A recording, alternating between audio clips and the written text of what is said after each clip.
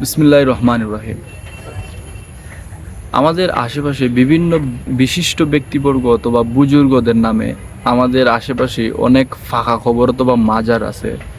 আমরা যখন ওই ফাঁকা খবরগুলোতে অথবা মাজারে জিয়ারতে যাই, তখন ওইখানে অসংখ্য দরিদ্র মানুষ থাকে, ওনাদেরকে আমরা দান খয়রাত করি। এবং অনেক ক্ষেত্রে অনেকেই বিভিন্ন সিন্নি করে নিয়ে যান, বিভিন্ন বিরিয়ানির প্যাকেট নিয়ে যান, ওইখানে গরিব মানুষদেরকে, ফকিরদেরকে সিন্নির প্যাকেট দান করে থাকেন। এটি একটি ভালো দিক। তবে আমরা মাজারের যে বিষয়টা লক্ষ্য করি, অনেক মাজারে বিভিন্ন গাইবি ডেক থাকে, মানে পাত্র থাকে। এই যারা মাজার জিয়ারতে যান, তারা গিয়ে ওই গাইবি ডেকের মধ্যে টাকা পয়সা দেন। এবং আমরা দেখি মাজারের খবরের মধ্যে বিভিন্ন টাকা পয়সা ছড়ানো ছিটানো থাকে, এবং মানুষ যখন জিয়ারতে যায় তখন টাকা পয়সা গিয়ে এই খবরের উপরে দান করে। তো দান করার কি এটি কোন লেভেলের দান, এবং এই দান করাটা কতটুকু যুক্তিযুক্ত? আপনি ওই বিশিষ্ট ব্যক্তিবর্গ মানুষকে ভালোবাসে ওনার প্রতি যদি কিছু করতে চান, তো ওনার নামে আপনি টাকা পয়সা দান করেন। গরিব দুঃখী মানুষকে আপনি ওনার খবরের উপরে টাকা গিয়ে দান করলেন, তো উনি কি এই টাকা নিবে না? ওনার নেওয়ার কোনো ক্ষমতা আছে এই টাকা পয়সা বুক করার?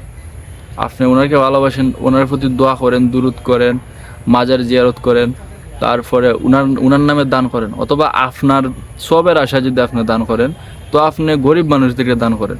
এই খবরের উপরে টাকা ছিটানো, তারপরে ড্যাগের মধ্যে টাকা রাখা, এটা কেমন দেখায়? আপনারা যদি এই খবরের উপরে টাকা দেওয়া অথবা মাজারের পক্ষ থেকে যে একটা ডেক থাকে, এই ডেকে টাকা দেওয়া বন্ধ করে দেন, অনেকাংশেই বাংলাদেশে মাজার ব্যবসা বন্ধ হয়ে যাবে। মাজারে যারা কর্তৃপক্ষ নামে একটা ব্যবসা শুরু করে, যারা, তাদের ব্যবসা বন্ধ হয়ে যাবে। মাজারের যে পরিমাণ আয়ের যে উৎস, মনে করেন যে এই যে ডেকের টাকা, বিভিন্ন দান করাতে টাকা, এগুলো যদি বন্ধ হয়ে যায়, অবভিয়াসলি মাজারের ব্যবসা বন্ধ হয়ে যাবে।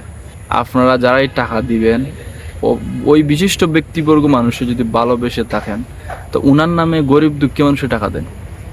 গরিব দুঃখী মানুষকে আপনি উনার নামে সিন্নি দেন, উনার নামে খাওয়ান, একজন অনাহার মানুষের খাওয়ান। এটা দানের উত্তম জায়গা। বর্তমান ইন্টারনেটের যুগ, ইউটিউবের যুগ। আপনি ইউটিউবে যান, ইউটিউবে গিয়ে সার্চ করেন দানের জন্য উত্তম জায়গা কোনটি, পেয়ে যাবেন। অফকোর্স আপনি পেয়ে যাবেন।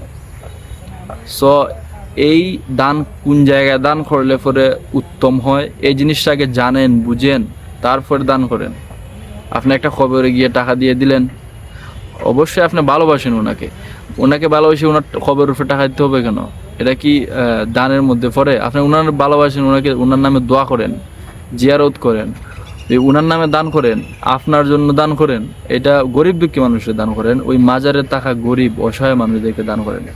যারা কিছু টাকা পয়সার আশায় মাজারে থাকে, কিছু খাবারের আশায় মাজারে যায়, তাদেরকে দেন, তাদেরকে সাহায্য সহযোগিতা করেন। এটা একটি উত্তম একটি দানের জায়গা।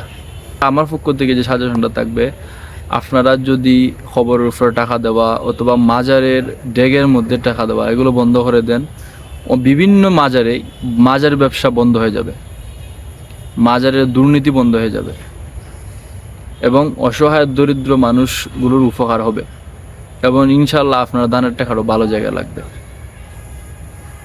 আসসালামু আলাইকুম।